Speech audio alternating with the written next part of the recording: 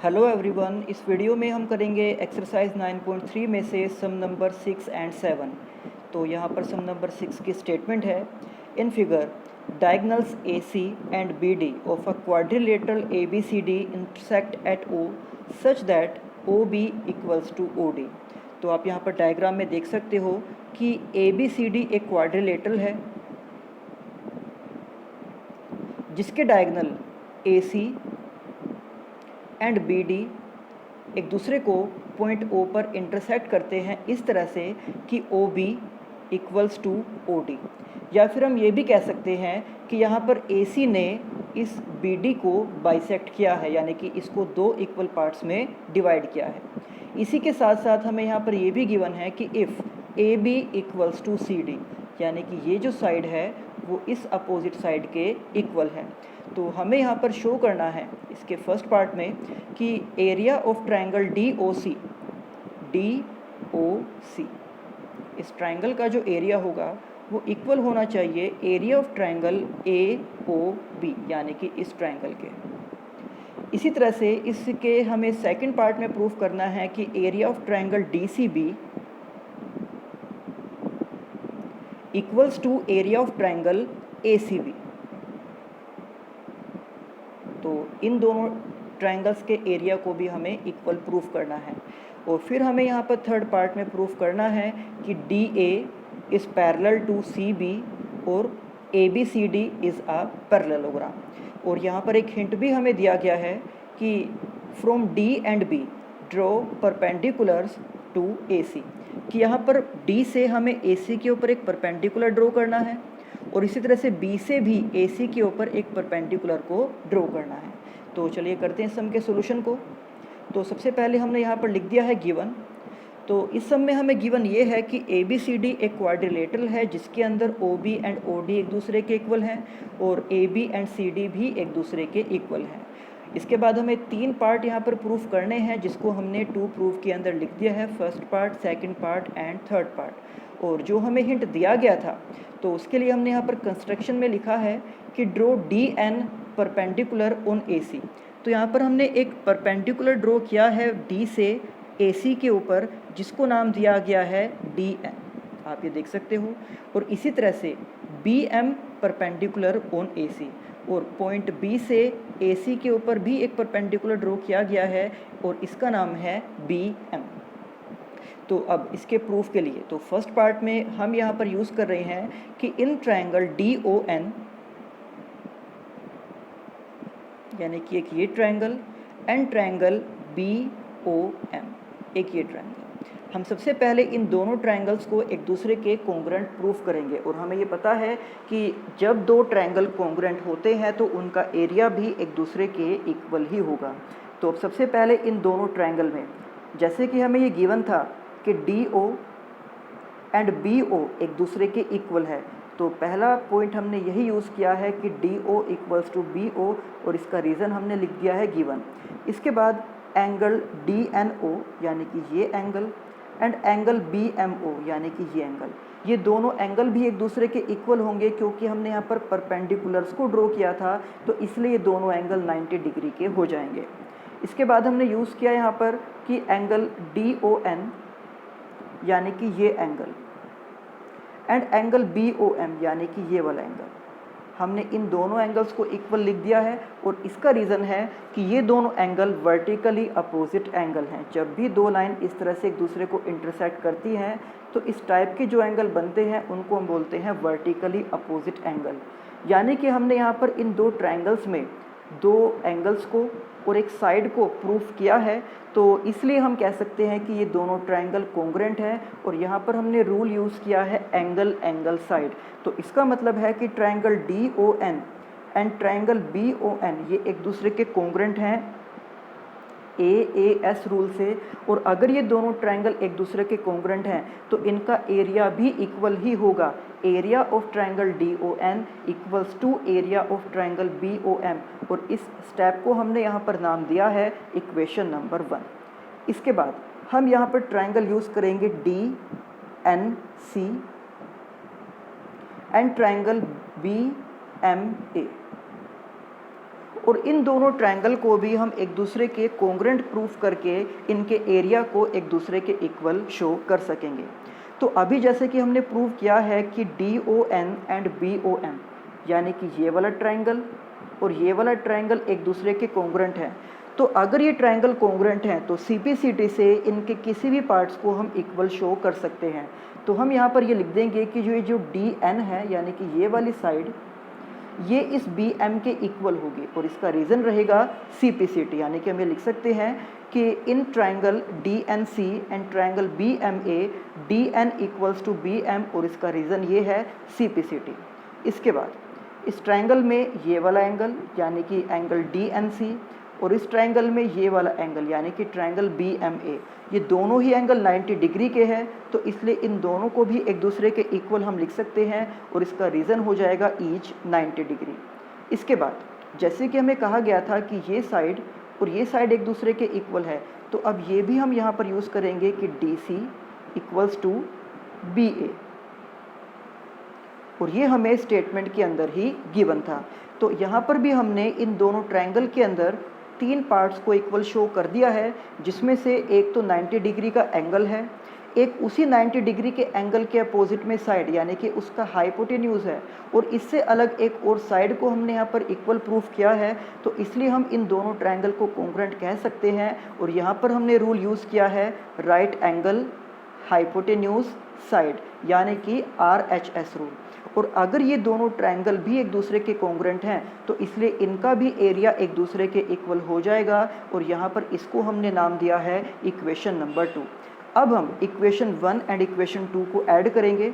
तो left hand side में left hand side को ऐड करना है एंड राइट हैंड साइड में राइट हैंड साइड को ऐड करना है। ये आप देख सकते हो कि हमने यहाँ पर लेफ्ट हैंड साइड में इन दोनों को ऐड किया और राइट हैंड साइड में इन दोनों को ऐड किया।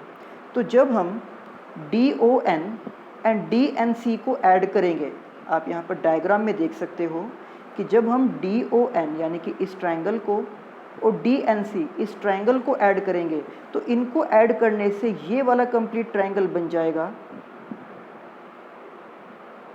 जिसको हम यहाँ पर आगे लिख सकते हैं। तो इस तरह से उनको ऐड करके हमने लिख दिया है ट्रायंगल DOC।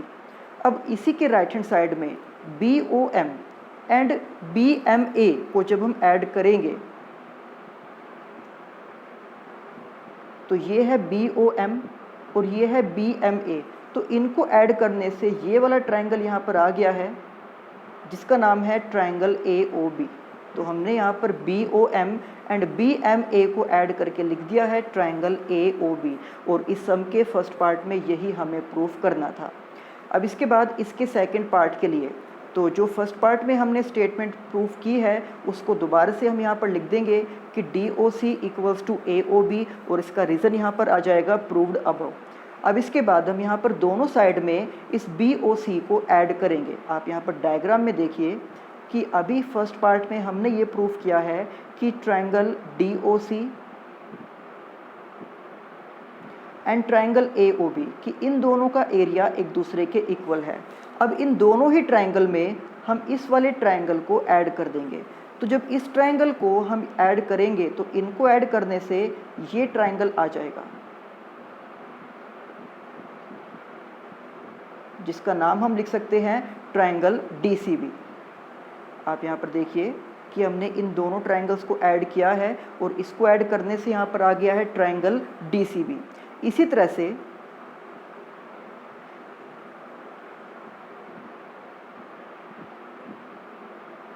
जब हम इस ट्रायंगल को इस वाले ट्रायंगल के साथ ऐड करेंगे तो ये ट्रायंगल हमारे पास आ जाएगा इस तरह से और अब इस ट्रायंगल का नाम हम यहाँ पर लिख देंगे ट्रायंगल ACB। और इस सम के सेकंड पार्ट में यही हमें प्रूफ करना था कि DCB और ACB का एरिया एक दूसरे के इक्वल होना चाहिए। अब आप डायग्राम को देखिए कि सेकंड पार्ट के लिए हमने ये प्रूफ कर दिया है कि triangle DCB and triangle ACB कि इन दोनों ट्रायंगल का एरिया इक्वल है। और अगर आप यहाँ पर डायग्राम को अच्छे से देखते हो तो आपको ये पता चलेगा कि इन दोनों ट्रायंगल का जो बेस है वो सेम है और इसी चैप्टर के अंदर मैंने आपको ये प्रॉपर्टी बताई थी कि अगर दो पैरेलल लाइंस के बीच में दो ट्रायंगल एक ही बेस पर बनते हैं तो उन दोनों का एरिया एक दूसरे के इक्वल होगा। बट अगर हमें ये पता हो कि दो ट्रायंगल सेम बेस पर बने हैं और उनका एरिया भी इक्वल है, यानी कि अगर हमें ये पता है कि दो ट्रायंगल का बेस सेम है और एरिया इक्वल है, तो दैट मीन्स हम ये कह सकते हैं कि जिन लाइन के बीच में वो ट्रायंगल बने हैं वो लाइंस एक दूसरे के पैरेलल हो जाएगी। तो हम यहाँ पर ये क्लियरली देख सकते हैं कि ये जो दोनों ट्रायंगल हैं, ये दोनों ट्रायंगल DA और CB के बीच में बने हैं, यानी कि यहाँ पर हम DA को CB के पैरेलल कह सकते हैं। तो इसके थर्ड पार्ट में हम लिखेंगे कि DCB और ACB are on the same base, ये हम डायग्राम से देख सकते हैं, एंड हैविंग इक्वल एरिया, ये सेकंड पार्ट में हमने प्रूव किया है कि इनका एरिया इक्वल है।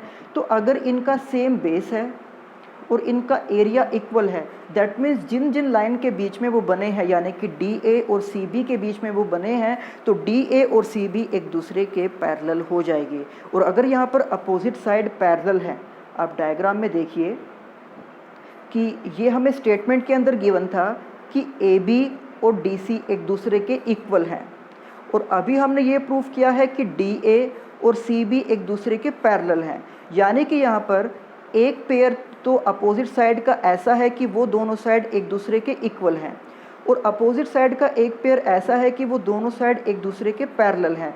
तो दैट मीन्स हम ये कह सकते हैं कि जो क्वाड्रिलेटरल ABCD है ये एक पैरेललोग्राम है, hence ABCD is a parallelogram. और इस सम के थर्ड पार्ट में यही हमें प्रूफ करना था। इसके बाद सम नंबर 7। तो सम नंबर 7 की स्टेटमेंट है D and E are points on sides AB and AC respectively of triangle ABC, कि एक ट्रायंगल है ABC जिसकी साइड AB पर पॉइंट है D और AC पर पॉइंट है E, और जब इनको एक दूसरे के साथ ज्वाइन करके फिर B और C के साथ भी ज्वाइन किया गया, तो यहाँ पर जो ट्रायंगल बने हैं DBC एंड EBC, ये ट्रायंगल है DBC और इसी के साथ ये ट्रायंगल है EBC। तो हमें स्टेटमेंट में कहा गया है कि इन दोनों ट्रायंगल का एरिया एक दूसरे के इक्वल है। तो हमें ये प्रूव करना है यहाँ पर कि DE is parallel to BC, यानी कि जो ये लाइन है वो इस BC के पैरेलल होनी चाहिए। तो सबसे पहले हम यहाँ पर लिखेंगे गिवन। तो हमें ये गिवन ये है कि DBC और EBC का एरिया इक्वल है। प्रूफ हमें ये करना है कि DE एंड BC एक दूसरे के पैरेलल होने चाहिए। तो इस सम के प्रूफ में हम ये लिख सकते हैं कि it is given that DBC and EBC इन दोनों का एरिया इक्वल है, ये हमें स्टेटमेंट के अंदर गिवन था। और अगर इन दोनों का एरिया इक्वल है, और हम ये डायग्राम से देख सकते हैं कि इन दोनों का एक ही कॉमन बेस है BC, इसी बेस पर इस ट्रायंगल को भी बनाया गया और इसी बेस पर इस ट्रायंगल को भी बनाया गया। तो अगर इन दोनों का सेम बेस है और इनका एरिया भी इक्वल है, दैट मीन्स जिन लाइंस के बीच में ये बने हैं, यानी कि DE और BC, ये लाइन अपने आप ही एक दूसरे के पैरेलल हो जाएंगी। तो हम यहाँ पर लिख रहे हैं कि triangle DBC and triangle EBC are on the same base and having equal area, कि इन दोनों का सेम बेस है, इनका एरिया भी इक्वल है, that's why DE is parallel to BC। यानी कि जैसे कि हमने सम नंबर 6 के थर्ड पार्ट में किया था, सेम इसी तरह से हमने सम नंबर 7 में भी लिख दिया है कि अगर दो ट्रायंगल का एरिया इक्वल है और वो सेम बेस पर बने हैं, तो इसका मतलब है कि जिन लाइंस के बीच में वो आते हैं वो लाइन एक दूसरे के पैरेलल हो जाएंगी। तो ये थे एक्सरसाइज 9.3 के सम नंबर 6 एंड 7। अब इसी एक्सरसाइज के बाकी सम्स हम करेंगे नेक्स्ट वीडियो में। तब तक आप इन सम की अच्छे से प्रैक्टिस करना। तो मिलते हैं आपसे नेक्स्ट वीडियो में। Thank you.